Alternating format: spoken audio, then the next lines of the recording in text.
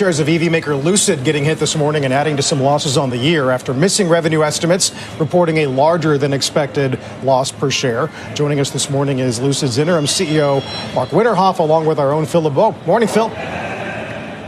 Good morning, Carl. Mark, thank you for joining us today.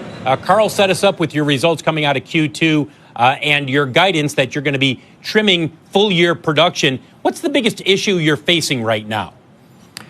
Well, maybe let me start with some positive points of Q2, because despite of all the challenges, we still managed to have the sixth consecutive record quarter when it comes to deliveries, and we also had record production in Q2. We certainly had our challenges, and I think the biggest one here is trade policy and tariffs, which had impact on our cost base. We had an extra hit on our gross margin that we didn't expect to be that large in Q2, but it will actually even itself out to what we guided before in the remainder of the year. And the other big topics that hit everybody, and us thankfully actually not, was the topic about magnets, availability of magnets. We were able to overcome that issue, and it did not hit our production in Q2, in contrast to many others. And we solved the problem also for the remainder of the year.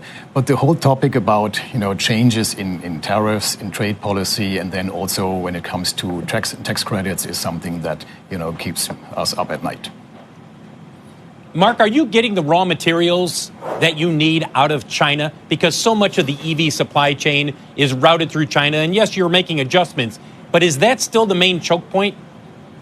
Well, that's what I just mentioned. That was a big topic in Q2. And if it wouldn't be for our engineers and our team reacting very nimble and fast, we would have stopped production in Q2 at some point. But it didn't happen because we were able to overcome it. And we have also now, particularly when it comes to the raw materials and the magnets, we have now all the licenses that we need secured for the remainder of the year. We have also a number of new initiatives that we have, changing the chemistry of the magnets, which kind of rare earth we are using, or even going away from rare earth. Plus, last but not least, sourcing from other markets. So I think we are actually in a good place right now. Mark, you guys announced last month that, or just a few weeks ago, that you're going to be partnering with Uber and the autonomous vehicle technology firm Nuro to develop autonomous vehicles. From your perspective, can you roll out those first ones as you have indicated, but by the end of late 26 next year? Yeah, I mean, we are in the process right now and working with the Nuro team in particular on the development. And, everything that we see right now is that we are making great progress, and we actually hear from them that they were totally astonished how fast we were able to integrate that into our vehicle, which is due to the fact that our Gravity is already very well equipped to, be a platform for autonomous driving. So we're very confident of that we are able to do that. And, then starting end of next year with rolling those out in the US and then also globally. Sir, it's David Faber back in our studio. I'm curious, with adjusted EBITDA negative $632 million, I know you have, $3.6 billion in cash, is at least what you said on the call, total liquidity of about $4.8 billion. But how much do you have enough capital to get you where you need to be, or are you going to need to raise more, and perhaps from your largest shareholder, the Public Investment Fund of Saudi Arabia? Well, as you said, we currently have $4.86 billion in liquidity, and that will take us, it hasn't actually changed, into the second half of next year. And we will, we will raise capital if it is appropriate for us. We are opportunistic when it makes sense, and we will do that when it's needed. Well, when's it going to be needed? Do you have any sense? Well, that's something that again, we're doing this right now. We are funded until the second half of next year, and then when we see it appropriate, then we'll make actions on getting additional funding if needed. Mark, it's Phil again. I don't mean to beat a dead horse here, but because the supply chain is so important and the trade negotiations with China, they show no sign of being resolved anytime soon.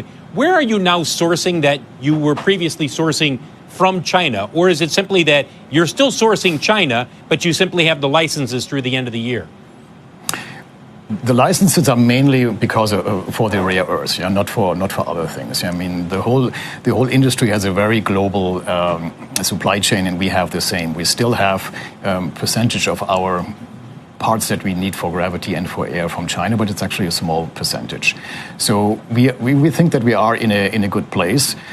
We also have, right now we're building all of our vehicles in the United States. So we are making changes right now in order to be more resilient to these discussions.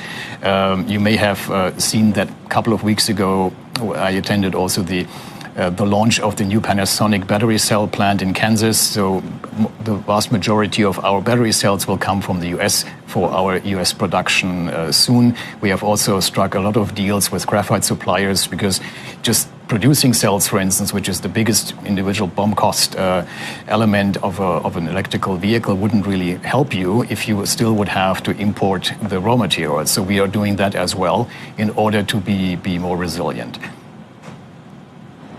Mark Winterhoff, the interim CEO of Lucid. Mark, thank you very much for joining us today.